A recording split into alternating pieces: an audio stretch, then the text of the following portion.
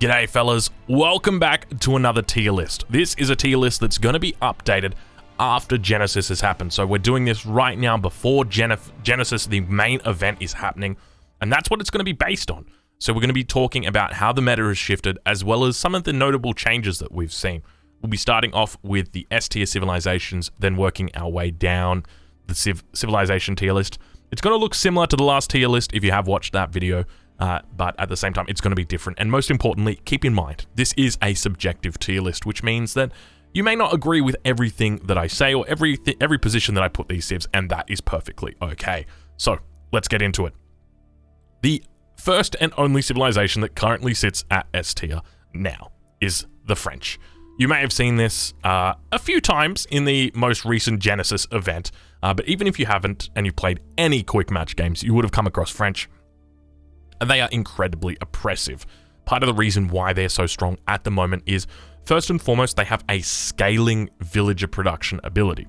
With the scaling villager production ability, it basically means that if you remain on the same TCs as your enemy, that you are always going to have a villager advantage. This is so big. This is so massive, and it can't be understated, because it means that if your enemy is on 2 TCs and you match them with 2 TCs, you're always going to have a better economy than them, full stop. And there's no real discussion about that. There's no caveat to that. And that's part of the reason why French is strong. The other reason why French are so strong at the moment is because of their knights. And you might be thinking, okay, Drongo, well, the Rus have got knights, and you just said that the French are the only civilization in S tier, which means the Rus can't be there. Why is it that the French have got S tier, or are sitting in the S tier? And the reason why is because the knights have got healing. So essentially what it means is that players are able to go in, trade off the HP of their knights, normally for villagers, and then they can retreat, and then as a consequence, they heal that up, and then they've basically got a brand new knight that they can then throw at their enemy. So that's the reason why French is so strong, because they can essentially just go mass knights. They can go full knights, because you get 3 or 4 knights.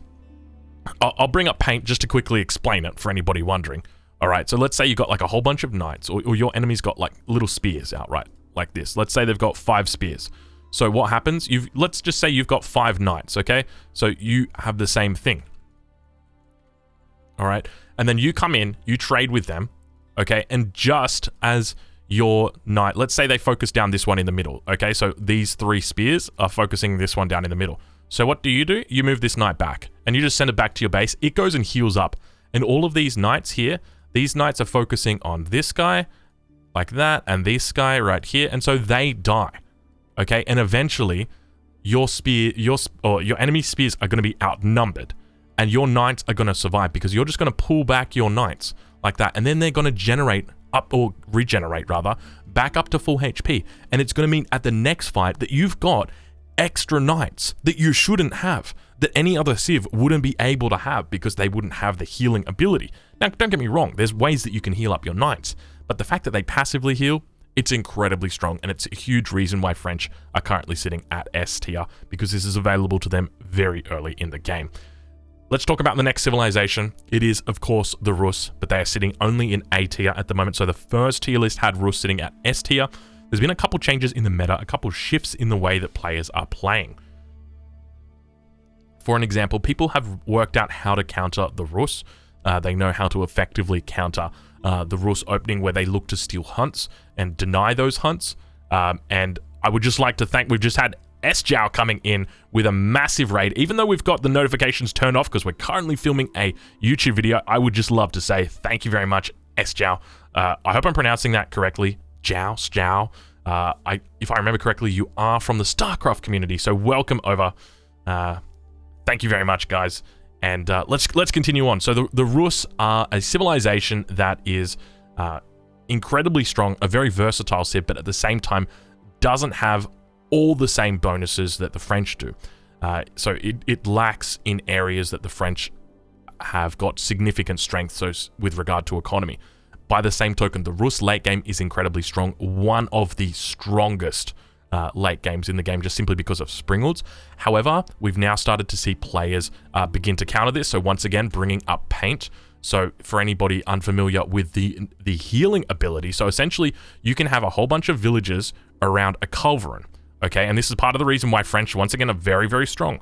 And what they're going to do is they're going to heal up that culverin. So you get them to repair their culverin, and then the culverin is going to one-shot all the springalds.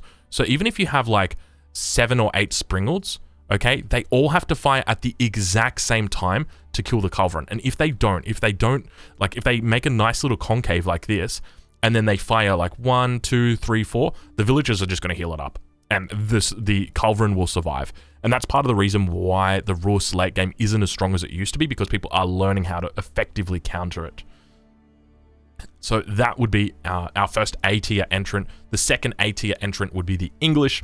English are looking very strong at the moment. They're one of the few civilizations that can actually deal quite effectively with France, and that brings them up. By the same token, civilizations that have trouble with these knight civs are going to be lower on this tier list, because these two civs are very popular at the moment, especially France is very popular at the moment. I think it's sitting above 60% win rate, and in tournament games, it's almost first pick in every single matchup. So very, very strong. But with regard to the English are a civilization that, like the Rus, is stronger in the late game, but at the same time, they've got a lot of defensive bonuses which enable them to sort of take advantage in the early game as well. They've also got 2 incredibly good landmarks. So the first landmark being the Council Hall, which is a double archery range, and the second landmark being the King's Palace, which is a town center and at the same time a tech.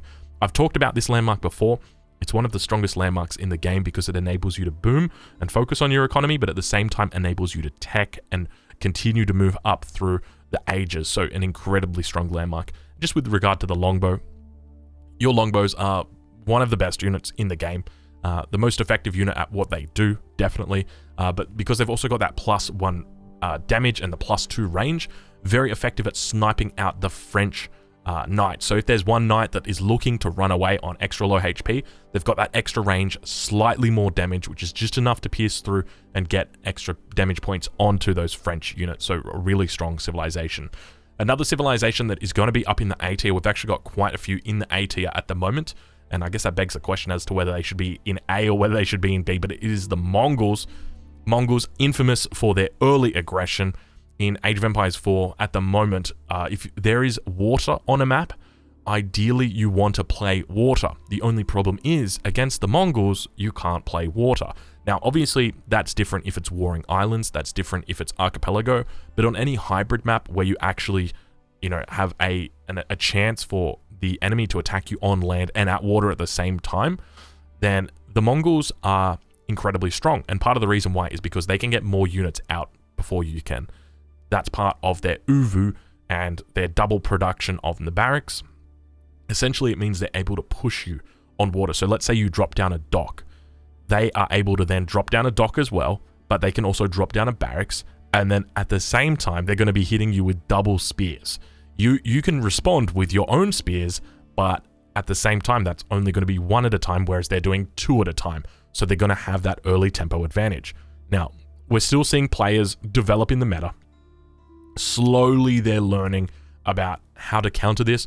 We're seeing more people trying, and when they're water booming, bringing more villagers so that they can drop down a forward outpost at the exact same time. But even then, it gets harder and harder to deny. So the Mongols are very, very strong on those maps. They've also got access to the horsemen in the second age. They've got a lot of good raid bonuses, and they're a very flexible civilization. So I'm not even including the town center drop. If I was going to talk about the town center drop, then they would probably be even, higher, maybe S+ tier. But this is with excluding the town center drop strategy. So the other big thing is they've got a massive economy. So with the trade, as well as with their pastures, which gather incredibly quickly, and they're a wonderful food source throughout the game, they have a really, really strong economy. So if you've seen Doubt's double trader boom, it's incredibly strong, and that's part of the reason why, because if you don't see that, if you don't scout it, and if you don't counter it, you will lose the game 100%. It's too strong to deal with. Next, A-tier civilization, and you guys might be surprised by this, but in my opinion, it's actually the Abbasid dynasty. So we are seeing the Abbasid dynasty once again coming out as a counterpick to the French. So it's important to note that the position of all of the civilization changes based on what is the best and what is the most desirable pick and the most common pick. Because let's say, okay, hypothetically, right, you want to put Holy Roman Empire on here, okay, it's going to be in a lower tier, because these two civilizations are so strong, because these two civs counter the Holy Roman Empire, because the Holy Roman Empire has access, or their strength is that they get early men-at-arms, but the knights from these two civilizations very effectively counters that. And so as a result, because of the prominence of these two civilizations within the current game, it means that the power of this civilization gets reduced. I hope that makes sense. By the same token, the Abbasid dynasty gets increased or improved. It's a very good civilization on hybrid maps because of its cheaper docks, but at the same time, very good against French because of the military wing, and also because of just the strength of camels. So ideally, when you're using camels, it's important to understand how you should be using the camels. So you want to be using them as support units. You just want to make sure that you've got at least one camel that is there to provide the debuff. And your French opponent isn't going to be fighting you around those camels unless they have to. So we're starting to see players who are playing the Abbasid intentionally go the Abbasid against the French and going on one base and looking for a timing push, pushing with rams, spears, a few archers, and a camel, a single camel. The camel is there just only to deter any cavalry. And the idea is that single camel is going to reduce the stats of those cavalry. That's literally all it does. Now, once we get to the late game, again, like the Mongols, like the English, like the Rus, all of these civilizations have very strong late games. In fact, every civ has got very strong late games now that I think about it. But the Abbasid in particular have got an incredibly strong late game because of their trade wing. It enables them to just get much more effective trade, and it's an optional thing as well. So as an example, the French have got access to the Chamber of Commerce, which improves their trade, or their return on trade, by 30%. So you need to think about that is a trade-off, right? You can choose between one of two landmarks.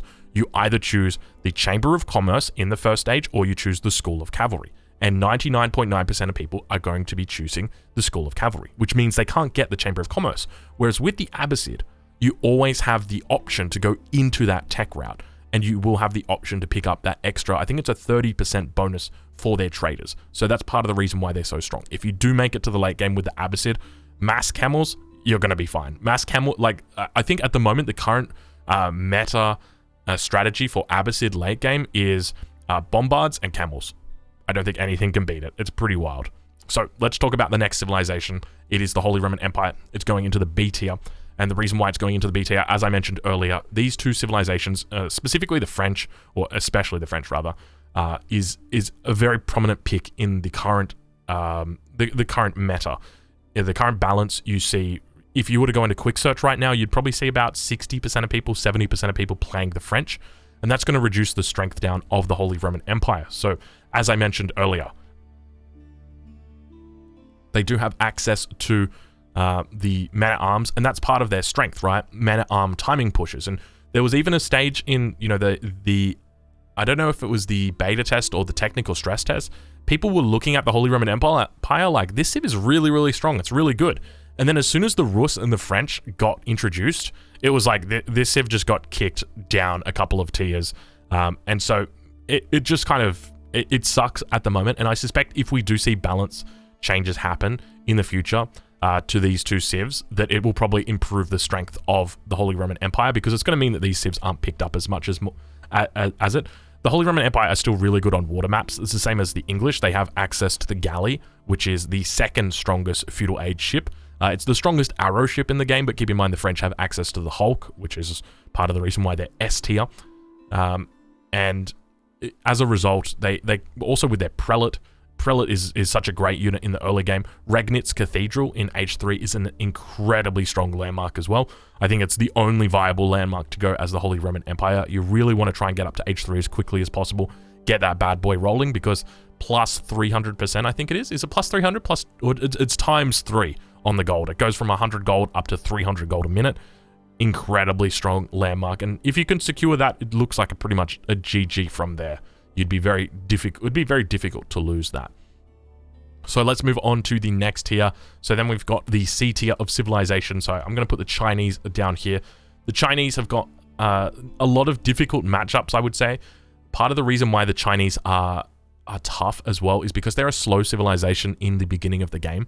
So I find it very difficult for Chinese players to actually win the game in the first part or the first half of the game, if that makes sense. There's very rarely a timing window or a bonus that they can utilize to make their early game stronger.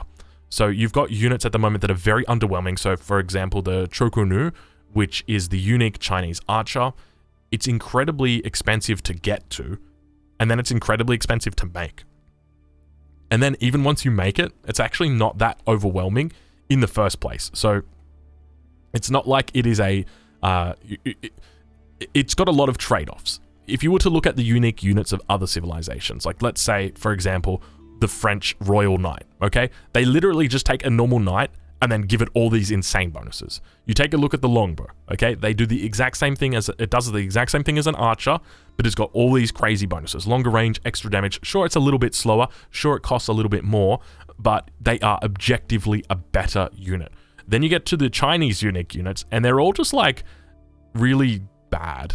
I think that's the best way to say it.